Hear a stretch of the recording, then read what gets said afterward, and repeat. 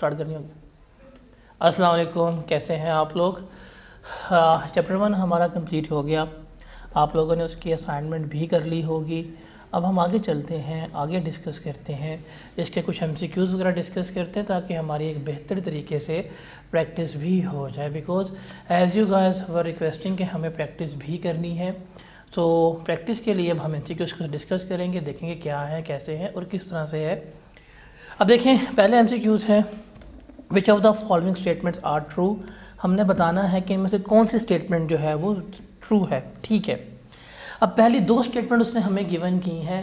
Accounting can be described as recording and summarising of transaction, ये पहली statement है। और दूसरी स्टेटमेंट है financial statement, financial accounting describe the production of statement of a financial position and statement of profit और loss for internal use.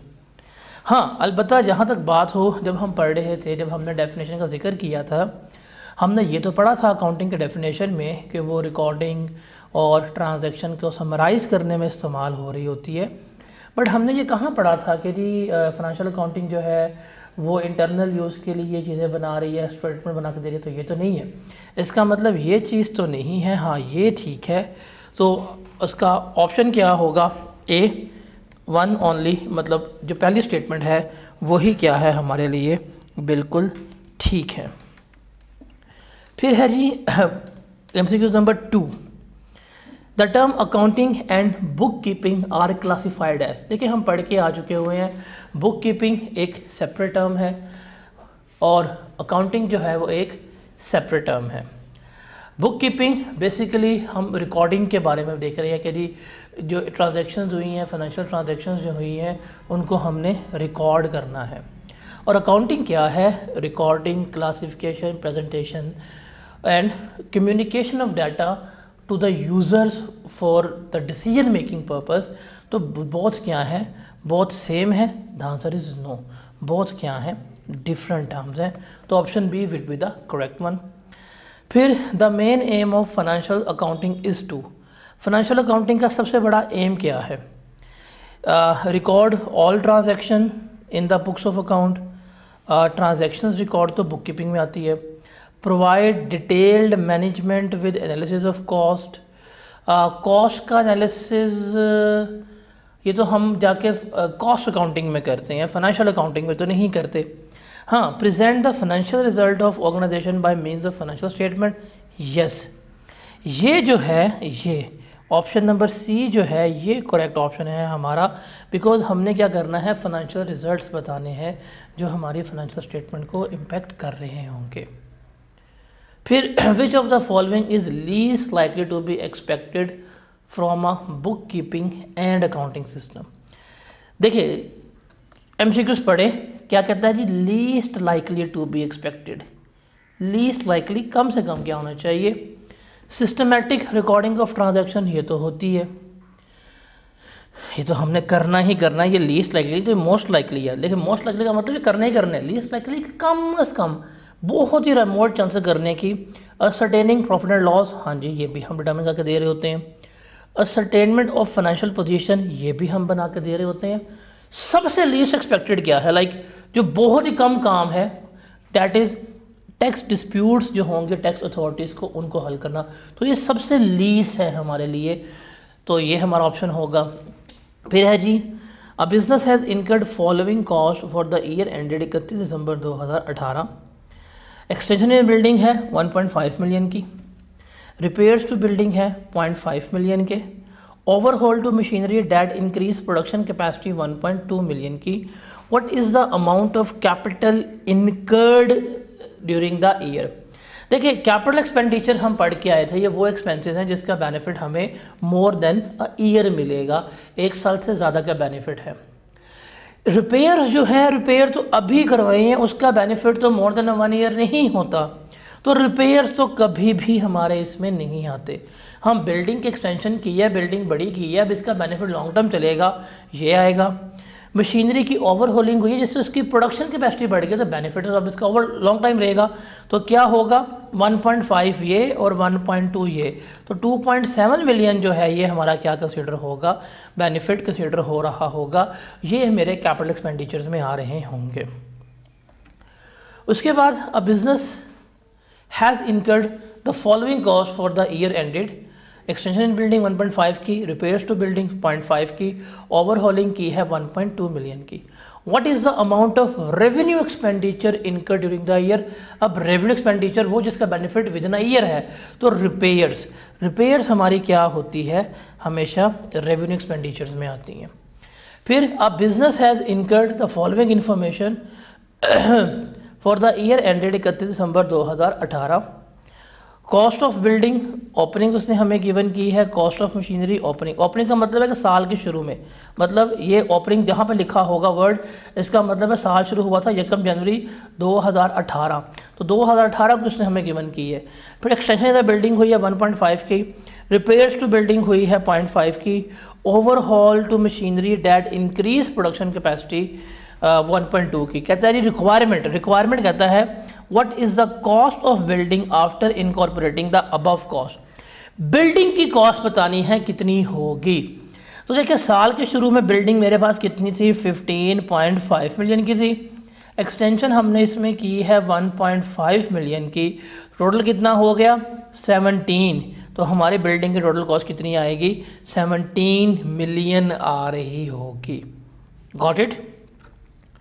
फिर a business has incurred the following information for the year ended 31 December 2018। Cost of building है, cost of machinery है, extension है, repairs है, overhaul है। What is the cost of machinery after incorporating the above case. अब देखिए हमारे पास opening machinery थी कितनी, 10.2 मिलियन की। अब रिपेयर्स तो कैपिटलाइज नहीं होनी, ओवरहॉलिंग जिससे एफिशिएंसी इंक्रीज़ हो रही है वो तो होगी, तो 1.2 इसमें हम ऐड कर देंगे तो ये कितनी बन जाएगी 11.4। तो मशीनरी की वैल्यू कितनी होगी हमारी 11.4 कंसिडर हो रही होगी। अगला देखते हैं, अ business has incurred following cost for the year ended 31 December 2018। Extension 1.5 की हुई है, रिपेयर्स 0.5 की है, ओवरहॉल मशीनरी हुई है 1.2 की। कहते हैं profit for the year before incorporating above adjustment is 1.6 million. What will be the profit after charging the above repairs. अब रिपेयर्स एक्सपेंस है, लेस होनी चाहिए। तो हमारे पास पहले प्रॉफिट कितना था, हमारे पास था पहले प्रॉफिट जो हमने भी कैलकुलेट किया, हमें गिवन है डैट वाज 5.6। इसमें से हम लेस करवा देंगे, रिपेयर्स कितनी हुई है हमारी 0.5 की, तो इसमें से रिपेयर्स हम 0.5 की लेस करवा देंगे, तो मेरे पास जो प्रॉफिट आएगा वो कितना बनेगा, वो मेरे पास 5.1 का बनेगा। तो ये एडजस्टमेंट्स करने के बाद जो मेरे पास आ रहा है प्रॉफिट कितना बन रहा है 5.1 का बन रहा है। फिर कहता है जी which of the following is not a business transaction. देखिए बिजनेस ट्रांजैक्शन जिसका ताल्लुक हमारे बिजनेस के साथ है, कारोबार के साथ है। कहता है जी incurring interest on business loan. अब कारोबार के लिए लोन दिया है, उसके ऊपर सूद पे कर रहे हैं, इंटरेस्ट पे कर रहे हैं, वो तो है।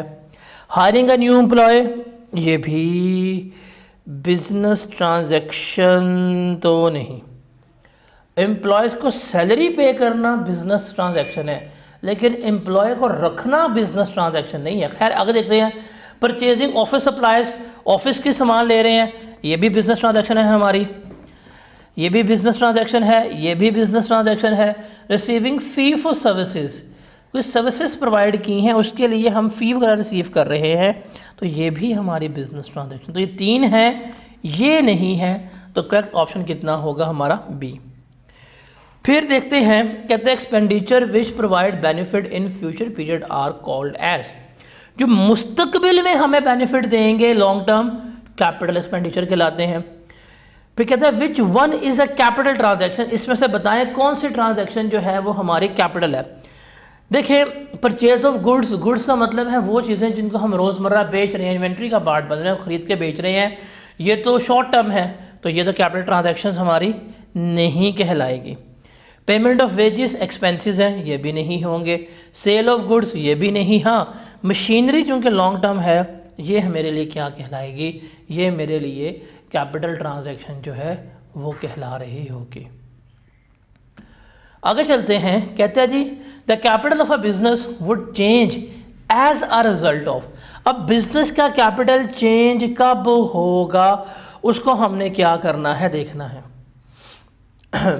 A supplier being paid by a cheque, non current asset being purchased on cash, non current asset being purchased on credit, wages being paid in cash।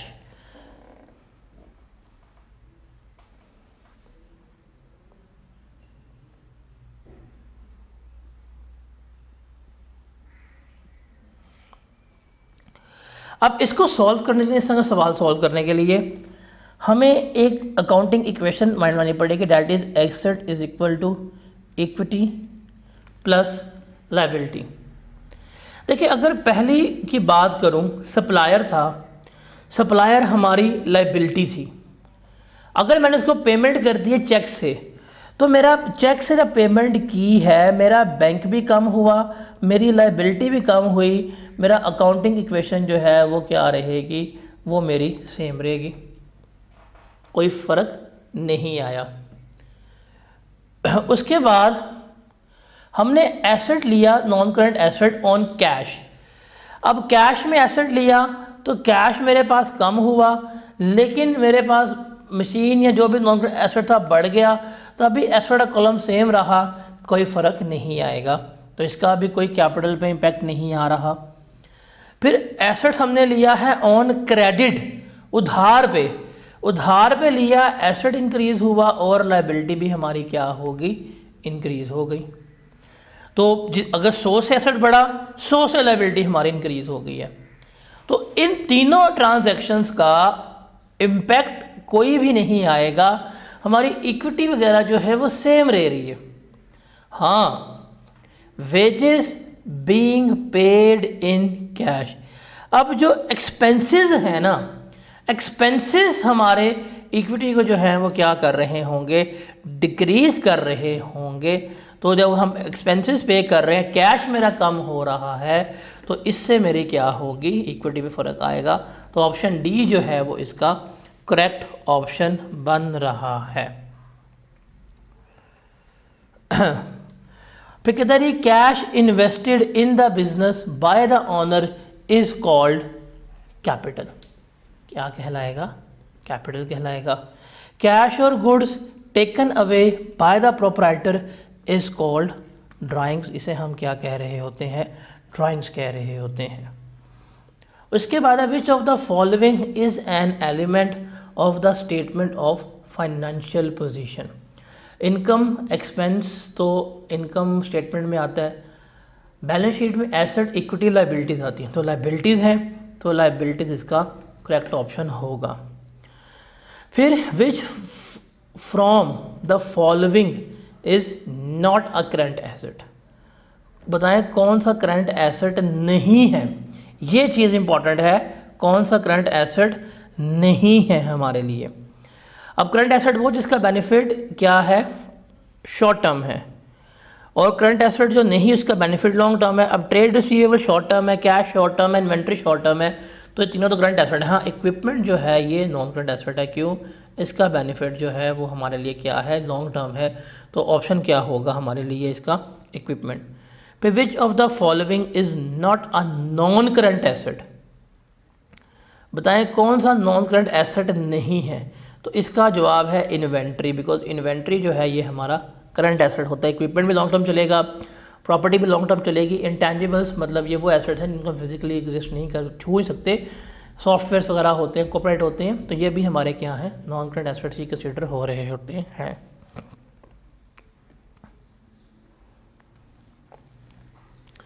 फिर जी the IASB accounting standard board conceptual framework for financial reporting define asset. वो asset को किस तरह define कर रहा है, हम एसेट के रेफरेंस में पढ़ के आए थे क्या थी, that is present economic resource control by an entity due to past events, वो हमारा एसेट कहलाता है।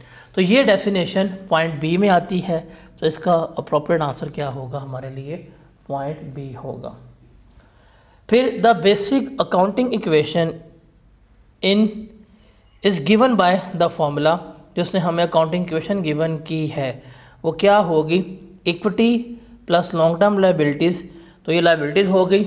हाँ, यहाँ पे हमारे पास आ जाएगा non current assets plus current assets minus current liabilities. अगर आप देखें तो ये है हमारे पास accounting equation, asset is equal to equity plus liability.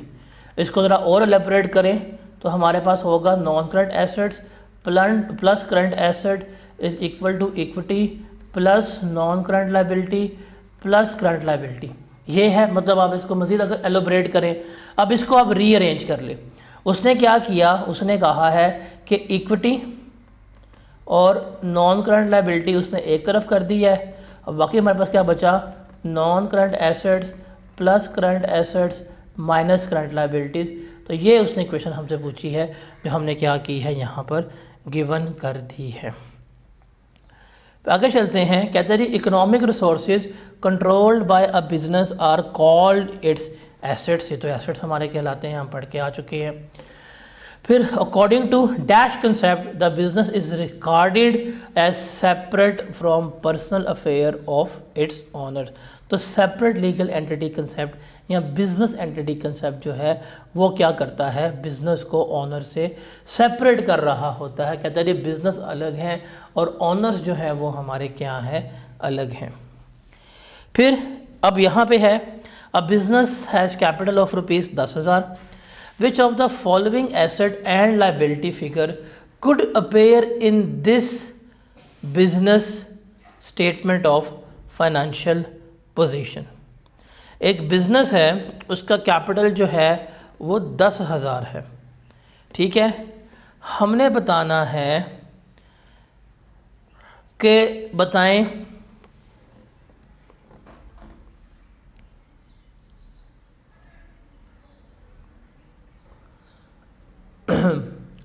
उसके एसेट्स और लायबिलिटीज़ कितनी होंगी।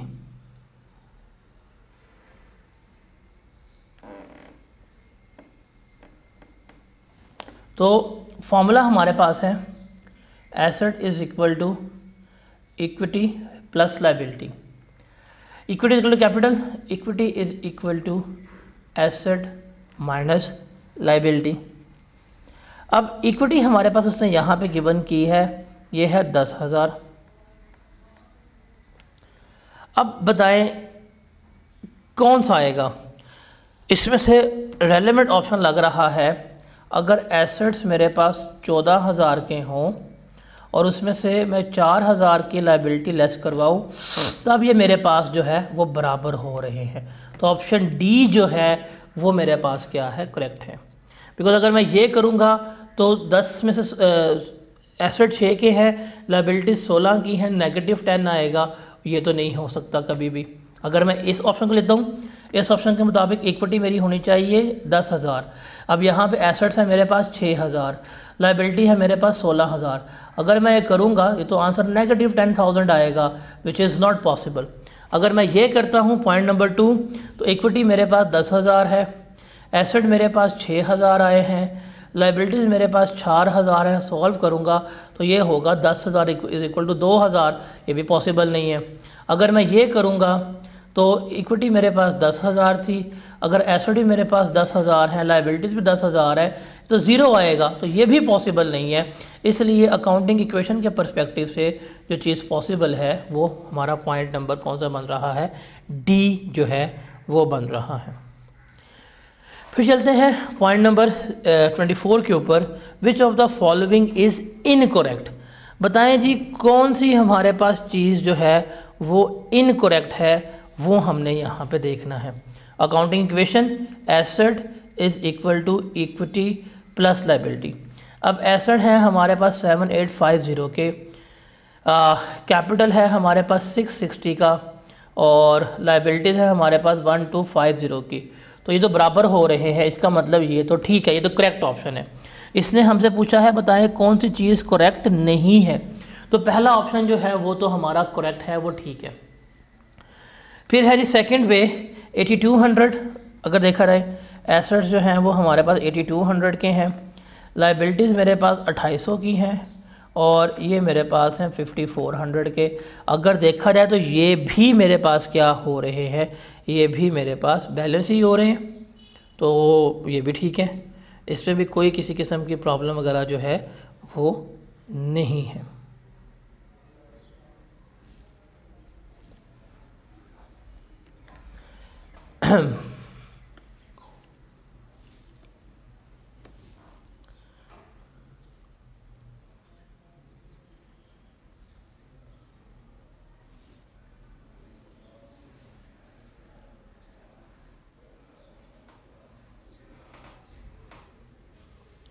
सी देखते हैं। सी में एसेट्स है मेरे पास 9550 के, लाइबिलिटीज़ है मेरे पास 1150 की और ये है मेरे पास 8200 की। तो ये तो बनता है, अगर मैं इसको जमा करूं तो ये मेरे पास आएगा 9450। क्योंकि हमने बैलेंस करना है तो ये तो बैलेंस नहीं हो रहा। अगर आप 1150 को ऐड करते हैं 8200 में तो ये आंसर आएगा 9350 और एसेट्स हैं आपके 9550 में।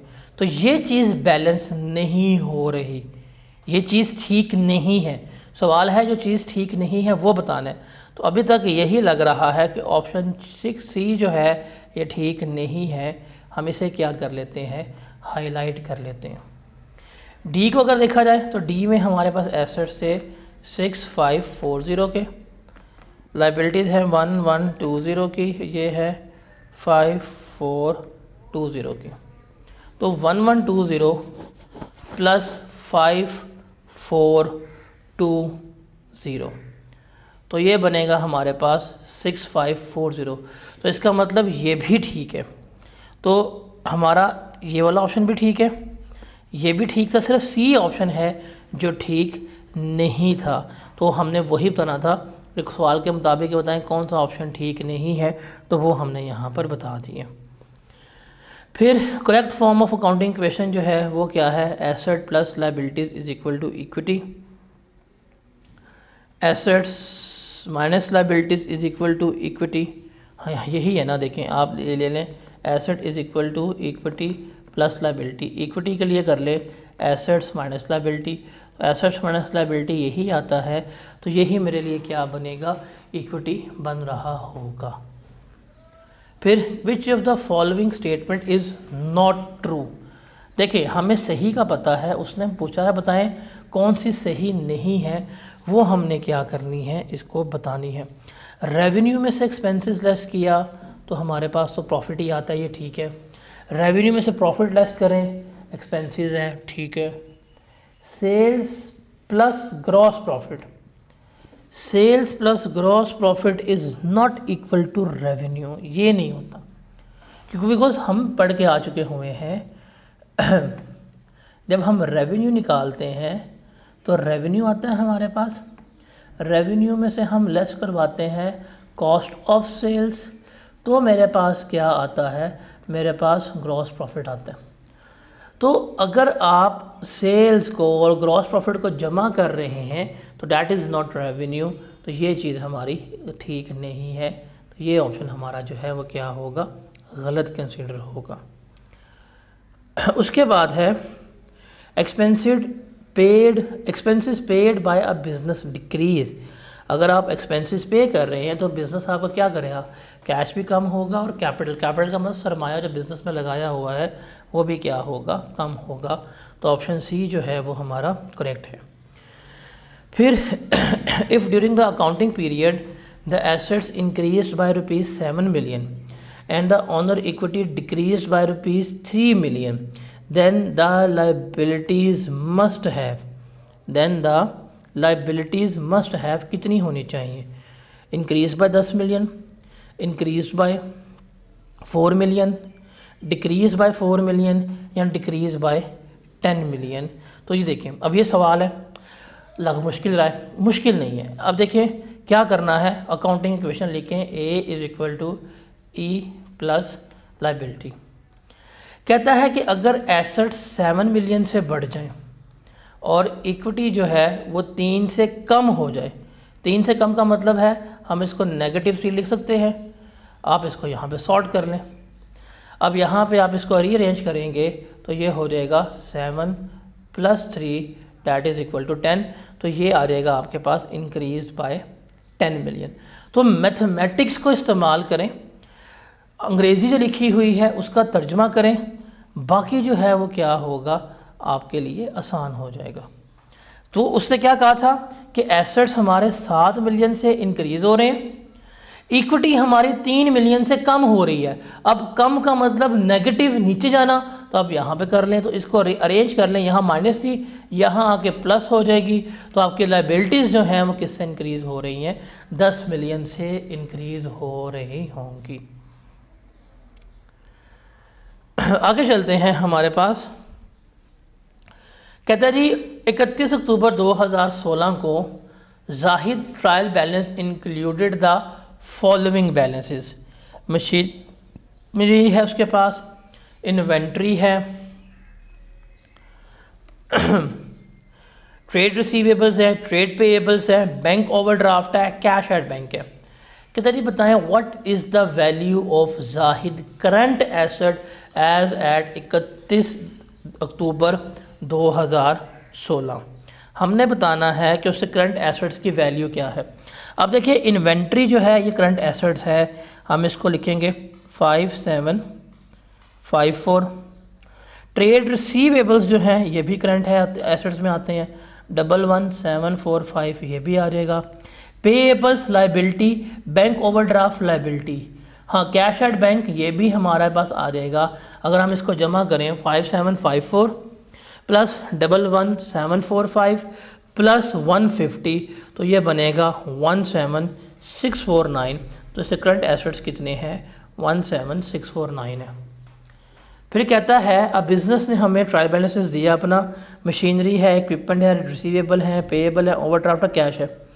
What is the amount of non current assets, बताएं जी नॉन करंट एसेट्स कितने हैं। तो मशीनरी और इक्विपमेंट यही नॉन करंट एसेट है, तो 1.5 लाख जमा 120 ये हमारे पास हो जाएगा 270220। ऑप्शन बी जो है वो इसका करेक्ट आंसर बन रहा होगा। आगे चलते हैं, कहते हैं जी which of the following two, मतलब इसमें 2 ऑप्शन जो हैं वो देखने हैं हमें कौन से हैं। Best, explain why employees are interested in the financial statement of their employer. बताएं एम्प्लॉयज़ जो हैं वो क्यों इंटरेस्टेड हैं। पहला है to compare the business with its competitors in order to decide whether to seek employment with one of those competitor. हाँ ये ऑप्शन हो सकता है कि यार हमने जहाँ नौकरी करनी है कि इसके पास जाए ना आ जाए, प्रॉफिट कैसा है, सर्विस कैसी पे कर रहे हैं धंधा लगाने के लिए। To assess the effect of business on local economy, community and environment. ये एम्प्लॉयज़ का कहाँ पे कंसर्न होता है, इकोनॉमी क्या, इतने होते हैं एम्प्लॉयज़, हमें और चाहिए क्या। हाँ सी देखते हैं, to assess whether the business will continue in the foreseeable future. ये इंटरेस्ट हो सकता है कि यार जहाँ नौकरी करनी है क्या वो मुस्तकबिल में चलेगा अभी कि नहीं चलेगा, कितना चलेगा, ये भी। To assess the profitability of business in order to decide whether to investment. तो इन्वेस्टमेंट तो कभी भी नहीं करते ये, और ये भी नहीं है, तो इसका मतलब ए और C these are the best option जो क्या है एक एम्प्लॉय के लिए अवेलेबल हैं। फिर है हमारे पास which of the following user group require the most detailed financial information from financial statement. सबसे डिटेल किस चाहिए भाई, इन्वेस्टर को और इन्वेस्टर को। मैनेजमेंट को पता है यार हमने चलाना है, वो डंडी मार सकते हैं। एजेंसीज का कंसर्न टैक्स के साथ है, एम्प्लॉयज़ का कंसर्न इतना आपका होगा फ्यूचर के साथ या प्रॉफिट के साथ। सही डिटेल चाहिए, assets, liabilities, return on asset, on investment, किसके लिए है, इन्वेस्टर्स के लिए। तो ये सबसे ज़्यादा डिटेल जाते हैं। अक्सर आपने देखा होगा आजकल बड़ा फेमस है शार्क टैंक, तो शार्क टैंक पे जो शार्क्स बैठे होते हैं उनका इंटरेस्ट ज़्यादा होगा जो इन्वेस्ट कर रहे हैं। तो इन्वेस्टर जो है उसको ज़्यादा डिटेल इन्फॉर्मेशन चाहिए होती है किसी भी बिज़नेस में, किसी भी कंपनी में इन्वेस्ट करने के लिए। फिर जी, which of the following explains why lenders are interested in financial statement of business. Lenders वो होते हैं जिन्होंने लोन दिया होता है। अब जिसने लोन दिया है या जो लोग कर्जा दे रहे हैं, कर्जा देने वालों का इंटरेस्ट क्या होगा? देखें, उनको फाइनेंशियल स्टेबिलिटी तो चाहिए, क्या जिसको लोन दे रहे हैं क्या स्टेबल है कि नहीं। Lenders need information about profitability, ये भी नहीं है। देखिए, जिसने लोन दिया ना उसको सिर्फ यही है, कमा रहे हो नहीं कमा रहे, कम कमा रहे हो ज़रा कमा रहे हो, रुड़ गए हो मर गए हो, उसका कंसर्न ये है कि यार इंटरेस्ट टाइम पे पे कर देंगे और लोन टाइम पर ही पे कर देंगे, उसका सिर्फ यही इंटरेस्ट है। तो जिसने लोन दिया है उसको लोन की वापसी चाहिए और इंटरेस्ट की वापसी चाहिए। तो इसके लिए पॉइंट सी जो है वो बेहतर है, ऑल ऑफ द अबव नहीं होगा, बिकॉज उसको आपके बिजनेस की स्टेबिलिटी से इतना कंसर्न नहीं है, उसको प्रॉफिटेबिलिटी से भी इतना कंसर्न नहीं है। हाँ, बात तो ये है कि अगर बिजनेस प्रॉफिटेबल होगा तो इंटरेस्ट पे करेगा, बट उसका मेन इंटरेस्ट किस में है कि यार लोन टाइम पर ही पे होना चाहिए और इसकी कैपेसिटी होनी चाहिए कि ये इंटरेस्ट पे कर देगा। तो उनका जो रेलेवेंट ऑप्शन है मोस्ट ऑप्टिमम वो कितना बन रहा है? ऑप्शन नंबर सी बन रहा है। फिर who is responsible to prepare financial statements in a company? Share holder, manager, directors या ऑल ऑफ द अबव? तो रिमेंबर, फाइनेंशियल स्टेटमेंट्स जो है वो डायरेक्टर्स बनाते हैं। फिर who is responsible to prepare financial statement of a partnership firm? तो remember, partners तो लाइक उन्होंने ख़ुद बनाना है ना, तो पब्लिक डिस्क्लोजर तो उनको नहीं चाहिए।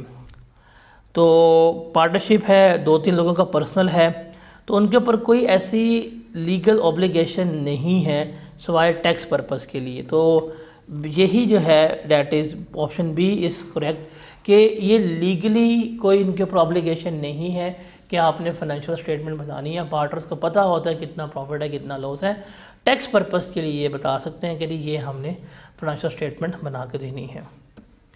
फिर which of the following is not an external user of financial statement? देखिए, नॉट का जब वर्ड आता है ना ये बड़ा बुरा होता है, जब वो नॉट का वर्ड लगता है ना फिर मज़ा आता है।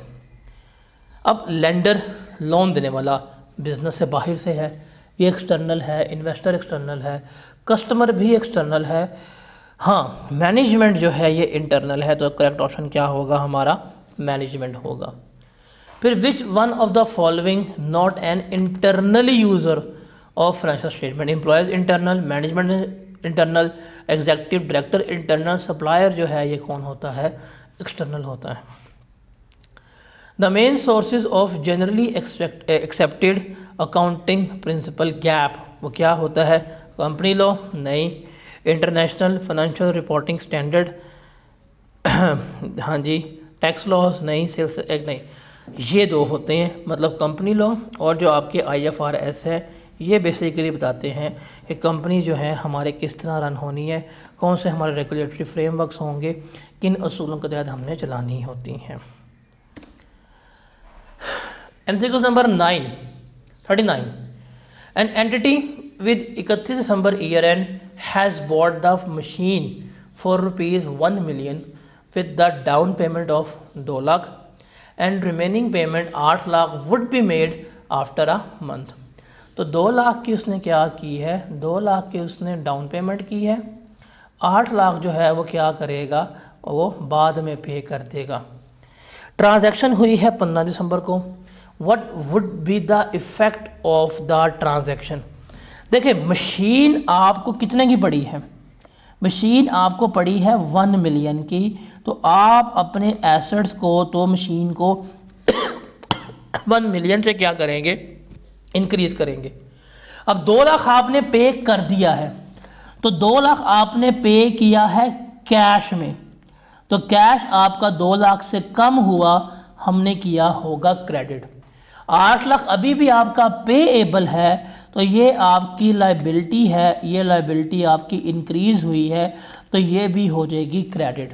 तो ऑप्शन सी सीधा टिक कर लेंगे कि मशीन हमारी 1 मिलियन से इंक्रीज़ होगी, लाइबिलिटीज़ मेरी 8 लाख से इंक्रीज़ होगी और कैश मेरा 2 लाख से डिक्रीज़ हो रहा है, तो ये एंट्री जो है हमारे पास होगी।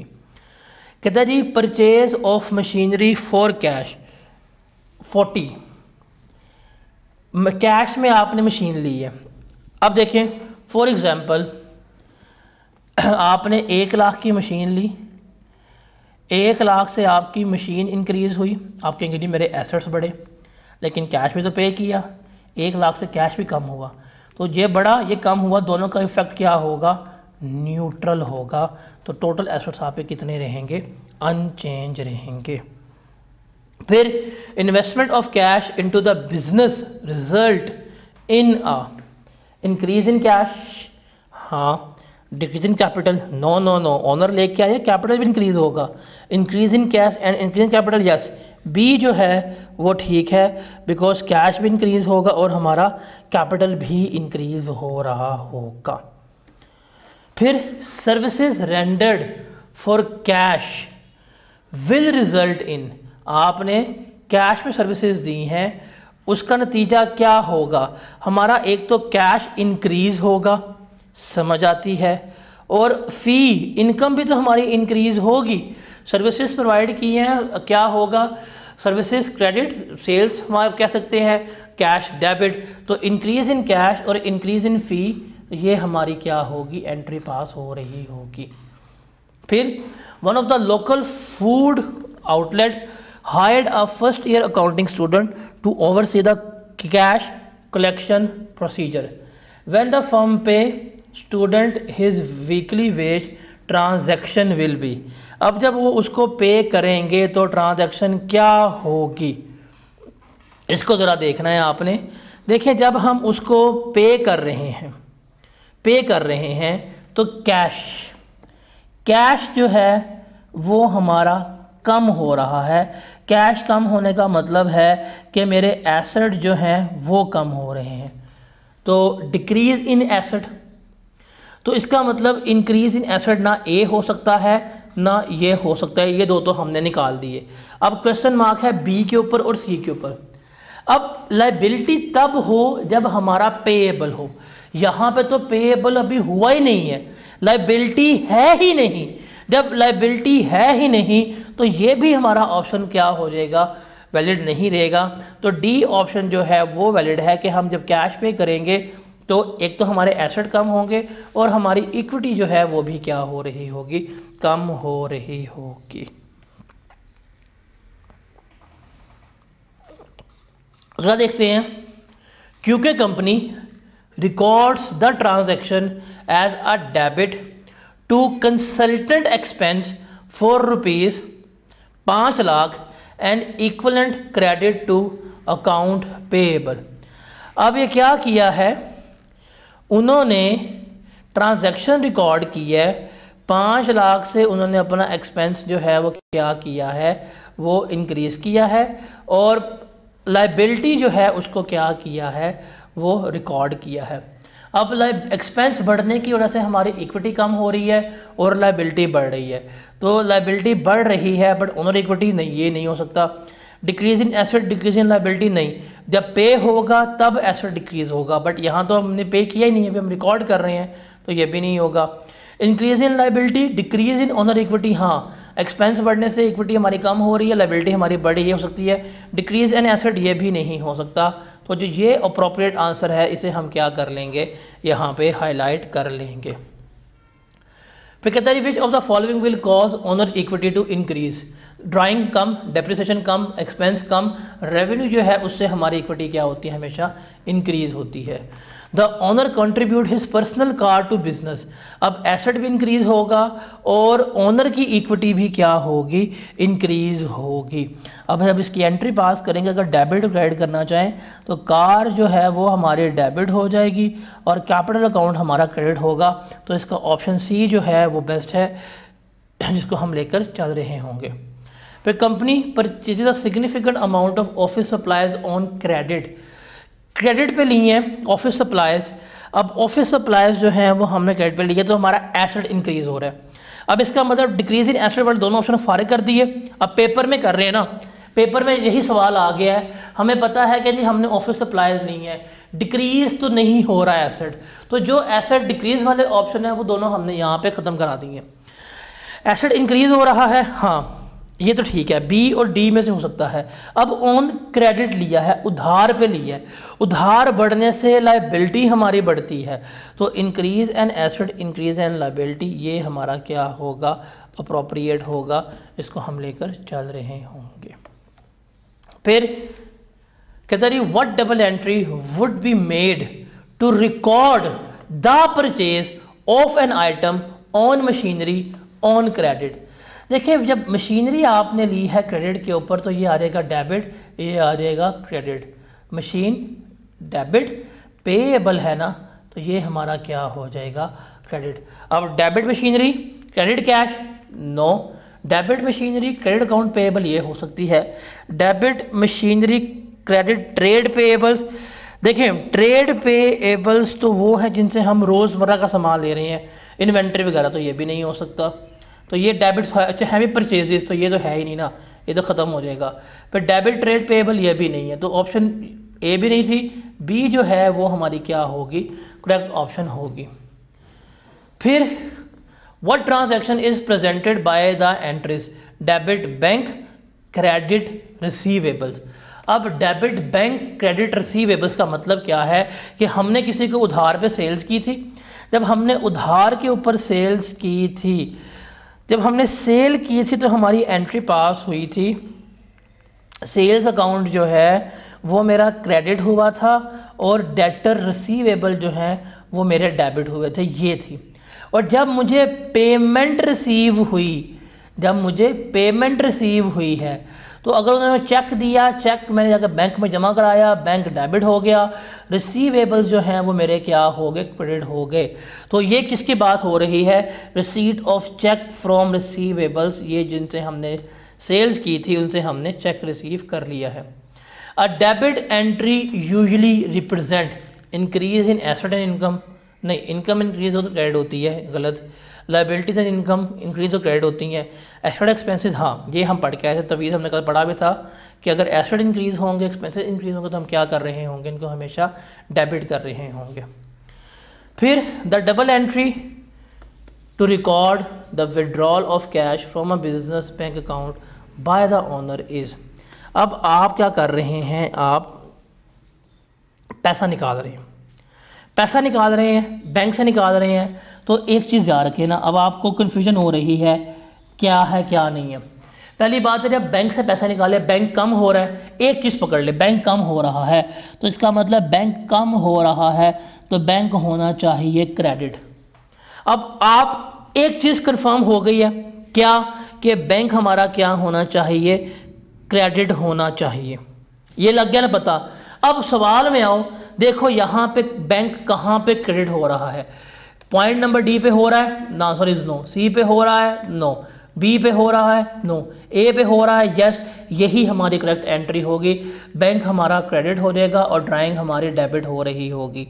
डबल एंट्री है, एमसीक्यूज होगा, एमसीक्यूज में एक चीज़ ठीक पकड़ लो ना तो बाकी आप कोरस्पॉन्डिंग चीज़ जो है वो ठीक निकाल सकते हैं। जैसे इस सवाल में बैंक हमारा क्रेडिट हो रहा था, हमें लग गया पता, एंट्री पास की, बिकॉज वो पैसा लेके जा रहा है, बैंक से लेके जा रहा है, बैंक कम हो रहा है, हमें पता है बैंक मेरा क्या होना है, क्रेडिट होना है। जब मेरा बैंक कम होना है मुझे पता है, तो इस सवाल में देखो बैंक कहाँ पे कम हो रहा है, जी बैंक मेरा यहाँ पे कम हो रहा है, तो यही क्लिक कर लो। बाकी कहीं भी बैंक क्रेडिट हो रहा है नहीं हो रहा तो मुझे एंट्रीज पढ़ने की जरूरत नहीं पड़ी, ऑप्शन पढ़ने की नीड ही नहीं पड़ी, सिंपली मैंने क्या किया, इसको पकड़ा, हाईलाइट किया और मैंने कहा ये मेरा क्या होगा, करेक्ट सोल्यूशन जो है वो बन रहा होगा।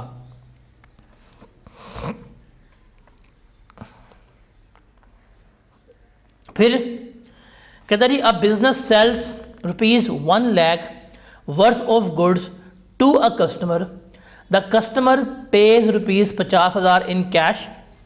कस्टमर ने क्या किया, 50,000 कैश में पे किया, and will pay remaining 50,000 in 30 days time, और बाकी जो 50,000 है उसने क्या कहा, मैं पे कर दूंगा 30 दिनों के वक्त में।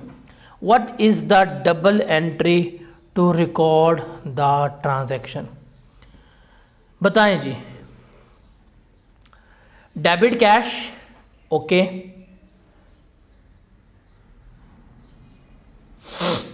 अब बिजनेस ने सेल की है 1 लाख रुपए की। हम यहाँ पे चलते हैं लेके कि क्या चीज़ हमारी बीच में आनी चाहिए थी।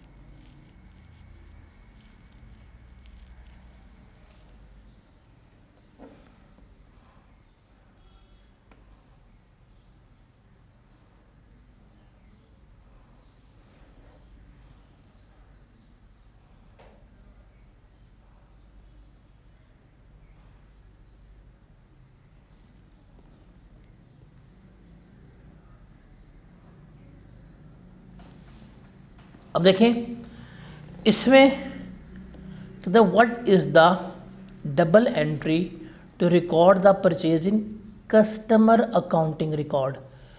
हमने उसने सवाल दिया है हमें किसके पर्सपेक्टिव पे, सेलर के पर्सपेक्टिव पे, वो पूछ रहा है बायर के पर्सपेक्टिव से। देखिए अब फॉर एग्जांपल ये ट्रांजैक्शन मिस्टर ए ने की और मिस्टर बी को गुड्स बेची हैं।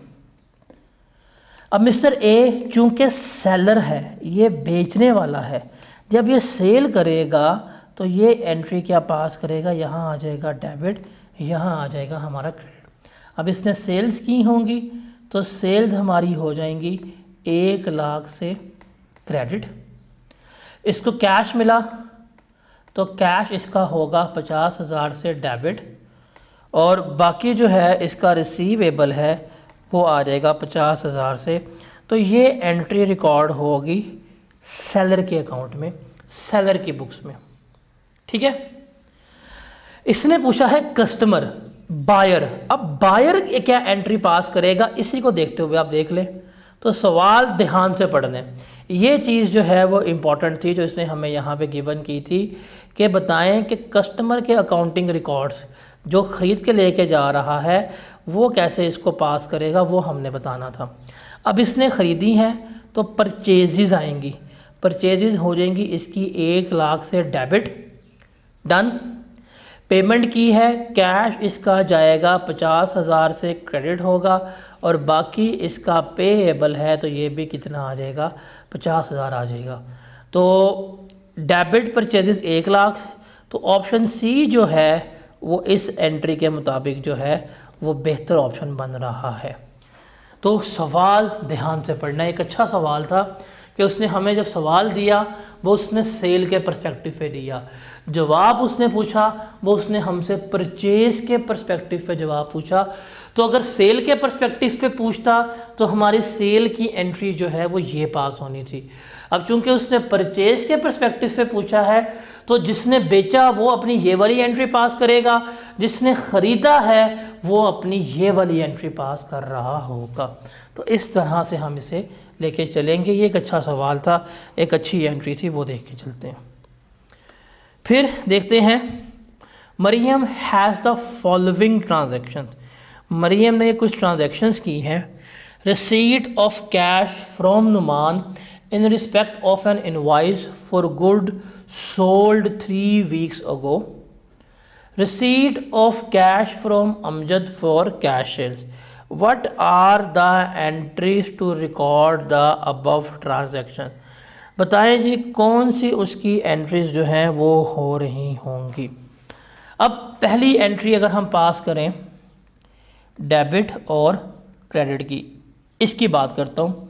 सेल्स इसकी हो रही हैं क्रेडिट, जो अमजद को इसने सेल्स की हैं, और कैश इसको मिला तो कैश होगा इसका डेबिट। और इस एंट्री की बात करूँ, जो नुमान को बेचा था उधार के ऊपर, तो नुमान था रिसीवेबल, नुमान से कैश आया तो कैश डेबिट हो रहा है और रिसीवेबल हमारे क्या हो रहे हैं क्रेडिट। तो अगर दोनों को कंबाइन कर लूँ तो कैश डेबिट, सेल क्रेडिट और रिसीवेबल क्रेडिट।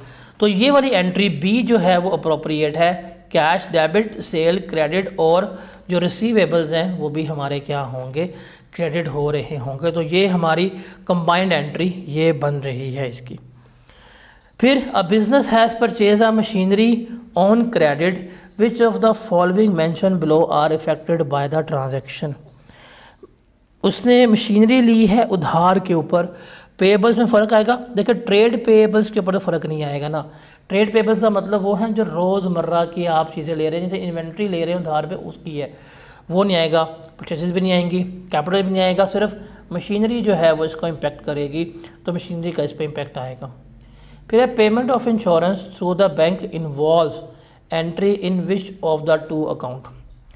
पेमेंट कर रहे हैं किन अकाउंट्स में एंट्री इसकी जाएगी, तो पेमेंट है बैंक, बैंक से पेमेंट होगी। अब ये सवाल पेपर में बैठे हुए समझ नहीं आ रही, आप पढ़ रहे हैं जी बैंक से पेमेंट, बैंक से पेमेंट, बैंक से पेमेंट का मतलब है बैंक कम होगा, बैंक कम होने का मतलब है बैंक क्या होगा, हमारा क्रेडिट होगा। ये आ गया डेबिट, ये आ गया हमारा क्रेडिट। तो यहाँ पे बैंक आया, बैंक हमारा हो रहा है क्रेडिट। आप सिर्फ ये लग रहा है पता कि उसने कहा है हमने इंश्योरेंस की पेमेंट करनी है और बैंक के ज़रिए करनी है। बैंक से जब भी पेमेंट होगी बैंक हमारा क्या होगा, क्रेडिट होगा। बैंक क्या होगा, हमारा क्रेडिट होगा। आगे कुछ ना पड़े, डेबिट क्या होगा, बस इसमें देखें बैंक कहाँ पे क्रेडिट हो रहा है। ऑप्शन ए में पैटी कैश नहीं इसमें आ सकता, bank account credit, bank account credit ये हो सकती है, रेंट कैपिटल अकाउंट नहीं। अब इसका मतलब आप सिर्फ एक चीज़ देख लेना ठीक क्या हो रही है, डैट इज़ बैंक क्रेडिट होना चाहिए। इसमें बैंक हो रहा है, नहीं हो रहा, इसमें हो रहा है, नहीं हो रहा, इसमें नहीं हो रहा, इसमें हो रहा है, तो ये बी ऑप्शन हमारा क्या होगा, करेक्ट ऑप्शन होगा।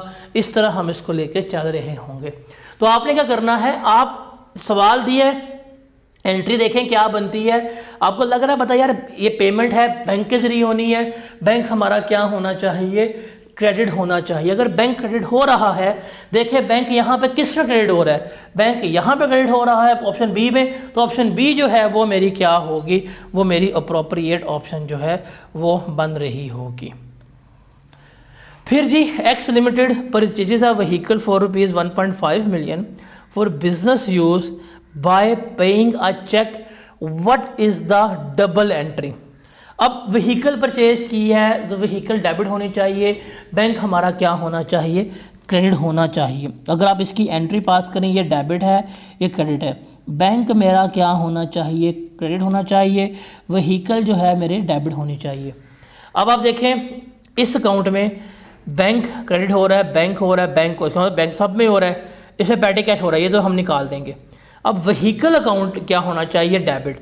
इसमें व्हीकल अकाउंट है, नहीं है, इग्नोर। इसमें व्हीकल अकाउंट डेबिट है जी, व्हीकल अकाउंट भी डेबिट हो रहा है, बैंक भी क्रेडिट हो रहा है, इसका मतलब ये ऑप्शन हमारा ठीक है, इसे हम क्या करेंगे, लेके चलेंगे। फिर double entry for return of goods purchase from Khan limited on account is.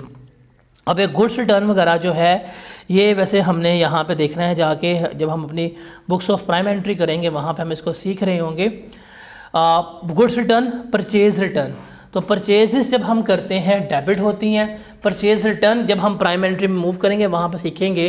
जब हम परचेज रिटर्न करेंगे तो हमारी परचेज रिटर्न क्या होनी चाहिए, क्रेडिट होनी चाहिए। देखें जब हम गुड्स परचेज करते हैं, जब हम गुड्स बाय करते हैं, जब हम गुड्स ख़रीदते हैं,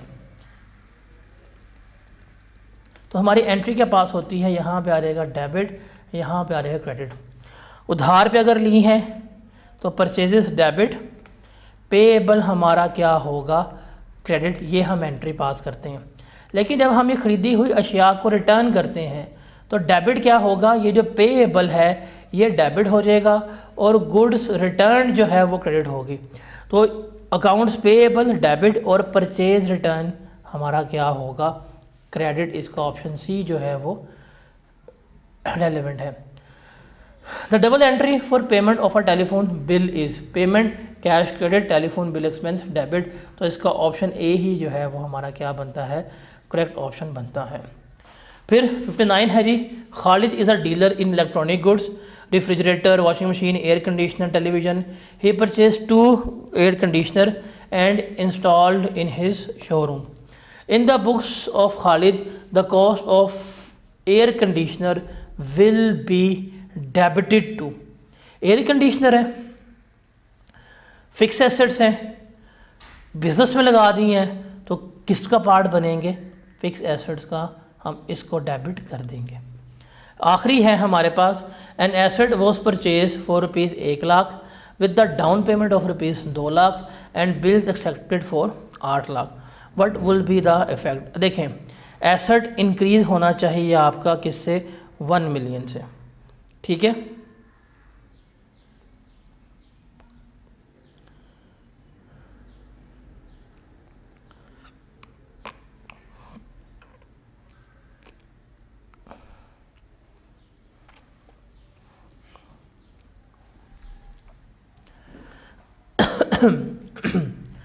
और लाइबिलिटीज़ जो हैं वो आपकी इंक्रीज़ होनी चाहिए 8 लाख से, और आपने, ठीक है,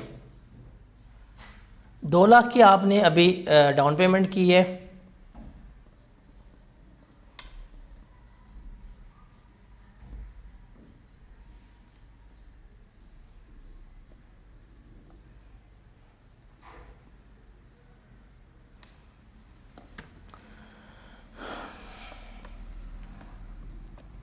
इसको हम लेकर चलेंगे अकाउंटिंग इक्वेशन की फॉर्म में। देखें, आपने एसेट लिया 1 मिलियन का, 2 लाख का आपने कैश पे कर दिया था, 2 लाख कैश किया तो आपके एसेट में इजाफा होगा 8 लाख से, तो आपके एसेट इंक्रीज़ होंगे 8 लाख से। 8 लाख ही आपका पेएबल है, लाइबिलिटीज़ भी आपकी इंक्रीज़ होंगी 8 लाख से, तो ऑप्शन डी जो है वो हमारा रेलेवेंट ऑप्शन होगा। तो आपने इस चैप्टर के जब भी एमसीक्यूज़ करने हैं, आपके माइंड में अकाउंटिंग इक्वेशन ही होनी चाहिए। देखिए, उसके पास जो कैश था वो कैश चला गया, उसके बदले में एसेट आया, तो टोटल एसेट्स में 8 लाख का इजाफा आएगा और लाइबिलिटीज़ में कितना इजाफा आएगा, 8 लाख का इजाफा आ रहा होगा। So that were all about the MCQs of that chapter. हमने हर सवाल जो है वो डिस्कस आउट कर लिया। अब मेरे ख्याल से आपकी इतनी अच्छी तैयारी इस चैप्टर की होगी कि इस चैप्टर से आपको कभी भी मसला नहीं होगा। अब हम स्टार्ट करेंगे और मूव करेंगे बुक्स ऑफ प्राइम एंट्री के ऊपर। अब मुझे इस चैप्टर को डिटेल में करवाने का फ़ायदा ये होगा कि बुक्स ऑफ प्राइम एंट्री जो है वो मेरे लिए क्या होंगी, थोड़ी सी आसान होंगी। मुझे डेबिट क्रेडिट को इतना डिटेल में नहीं समझाना पड़ेगा, मैं फॉर्मेट्स के ऊपर ही चीज़ें रखूँगा और मैं उन्हें सॉल्व कर रहा हूँगा। तो मिलते हैं इंशाल्लाह नेक्स्ट सेशन में। अल्लाह हाफिज़।